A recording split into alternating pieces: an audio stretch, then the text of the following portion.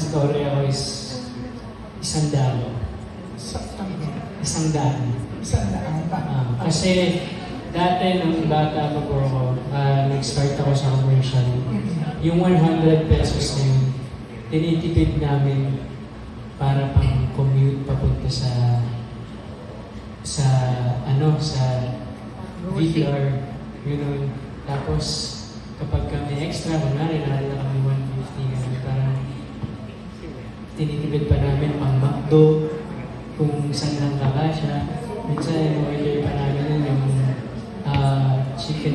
yung chicken fillet lang, kasi mura lang. Pero minsan, nagbabahag kami, ganyan.